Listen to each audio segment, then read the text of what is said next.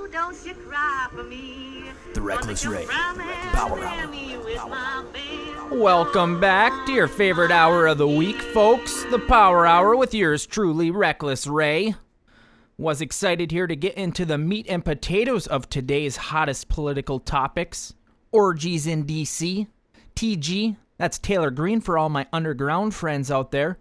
Talks aliens and Jewish lasers. And the latest news developments on Disney being host to a pedophile ring. Turns out Mickey Mouse, not the lovable character we all remember. Absolutely none of that is true. Constant ass grabber. Now we're just blindly making things up. Regardless, it does pain me a bit to say that we have to introduce this next segment before we get into all the good stuff. But it appears that during my recent hiatus from the show, our less than loquacious golden boy, Auggie, gained some traction with a certain demographic pocket. It says here, Auggie, in my memo from a research team that you pull extremely well. Let's see if I'm reading this correctly. With non-Christian college-educated... What does this say? Christian college-educated women between 55 and 65? To hell with reading it correctly, Ray. Jesus, you can barely read it at all. Anyway, speaking of that demographic, Auggie, my mom absolutely loves you, by the way. Yeah, fascinating. Well, I'll be a son of a bitch. I guess a congratulations is in order there, Auggie, for managing to scoop up Jeb Bush's sloppy seconds. And a bunch of horny ex-wives of rich guys trading in for a newer model. Perhaps Melania will be interested in you as well. Thanks, I guess. No, he's mocking you, Auggie. I'm aware. Oh. Walk me through this, Auggie. What does it feel like to know that you could pretty much walk into any senior league pickleball tournament in the greater Orlando area and know you can have your choice at any visor and spandex wearing boomer you damn well please? Why do you have to always mock pickleball, Ray? I've shown you the data. It improves cardiovascular fitness, maintains reflexes and flexibility, and helps establish social connections. Where else can you get that? South Beach if the price is right. Hi-yo! I've said it once. I've said it a million times. You're disgusting, Ray. And pathetic. Now you're even laughing at your own jokes. I mean, I guess it makes sense on multiple levels. I mean, 1, who else is supposed to know that they're funny? 2, you answer your own questions all the time, so it's kind of fitting. It's just sad, you know? You've got to add like a hi-yo in there at the end so that your moron viewers know when to laugh. I'd say it's like training a dog, but that's an insult to dogs everywhere. Is there something going on with you two here today? I mean, more than usual? No, Kelly's just a little pissy today because your ratings were higher than hers. Turns out her green plan, liberal fluff, I have feelings too firebrand isn't quite as popular as she thinks it is. Not looking too good for 2022, is it there, Kelly? I hate you with everything that I am. Okay, can we just move on, please? Yep, it's a good idea. Well, now that we've done our civic duty to promote holistic wellness to our listeners, let's try to quickly, and I do mean very quickly, get through this next segment. Due to his recently gained popularity with the Golden Girls, our sponsors have requested we do a segment each week where Auggie takes a phone call from one of our less than intelligent listeners. I think they said a question or two. One question, Auggie. One. What did you say you were going to call this little segment of yours? In and out with Auggie. No. In and out with Auggie? Unbelievable, folks. You can't make this up. Wait till you hear the dopey-ass music he has for it. In and out with Auggie. My God, Auggie. What the is wrong with you? I don't know what's so funny. You're sick, Auggie. Auggie, how did you get into Harvard? You sicken me, Auggie. Caller 1, go. Auggie, I really admire how you take on complex social questions with a pragmatic, inclusive approach. So I wanted to get your opinion on how you feel about the transgender swimmer from Pennsylvania who recently won a national championship, since she, is competing as a woman now. Wow, that is a really good question, and a question I've been wrestling with myself. Just a tough question. Nope. There's nothing tough about this. You're born with a goddamn penis. You compete against other penises. I don't know why, at this point, I'm still surprised when you say things like that. But gender is fluid now, Ray. You need to wake up. It's moving. It's ever-changing. We're all human, and each human being is free to express themselves in any way they feel comfortable at that particular moment. Why should we have to check a box, M or F? It's horrible. What if I don't feel like F that day? Well, there's a shocker. Kelly not feeling like an F? Stunner. What's next? Why don't we just make gender fluid through all the time? Give Pete Sampras a skirt and give them all a Steffi Graf's 22 major championships. Maybe your legendary 88 Grand Slam trophy as well.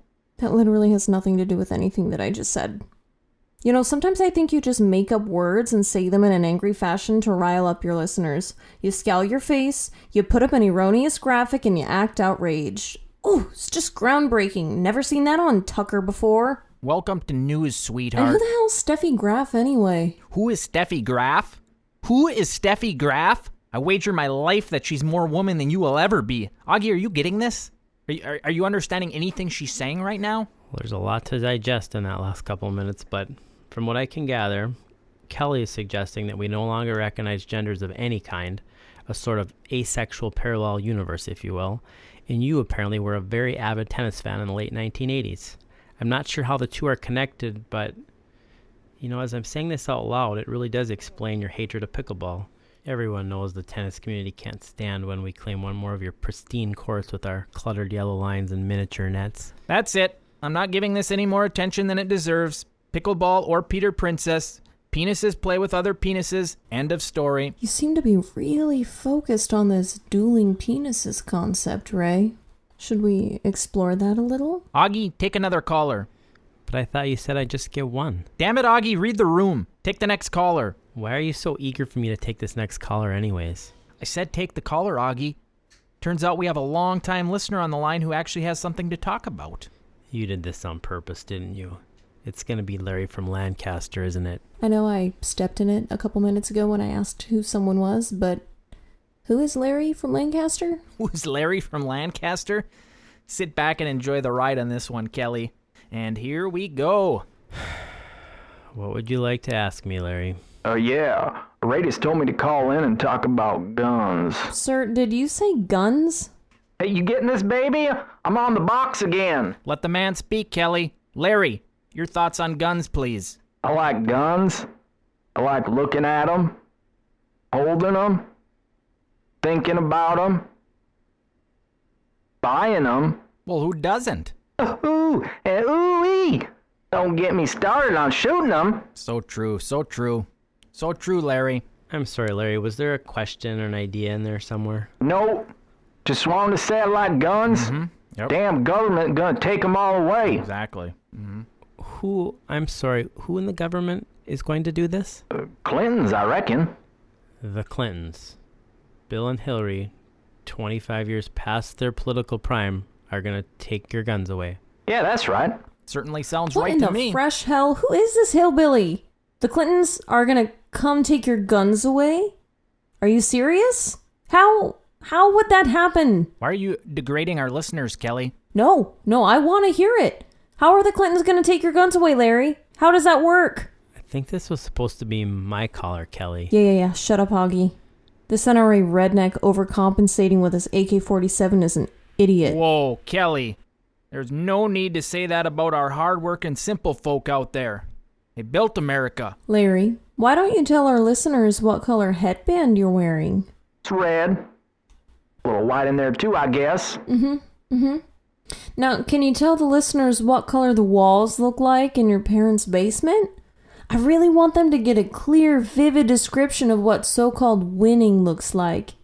Maybe a couple neon Coors signs, an old faded poster of Kathy Ireland. Jeez, this lady's mean. Do have a Cindy Crawford poster. She's good. You should go to the Vegas. You're damn right she's mean, Larry. These smug, egotistical liberals think they're so damn smart. Why don't you tell us who else you find deplorable, Kelly? Who do you want to alienate this time? Let's just take a breath, everybody. This is actually a really good teaching moment. As misguided as our friend Larry here is, it's worth noting that it's not in your best interest, Kelly, to just write off people that you don't agree with, calling them morons and such. Just because a person has an appreciation for guns doesn't mean we stop listening to them. That's exactly the kind of thought process that brought us the Orange Man in a Supreme Court that gave Mike Pence his first erection in like 26 years. Instead, they should be brought into a broader coalition who just want to find common sense solutions to the challenges. Shut up, Auggie. Hey, sweetheart, you getting all this? I'm gonna go hop on the Amazon and get some guns. The Reckless Ray. Power Hour. God damn it, Kelly. You're gonna piss me right off, Ray. Auggie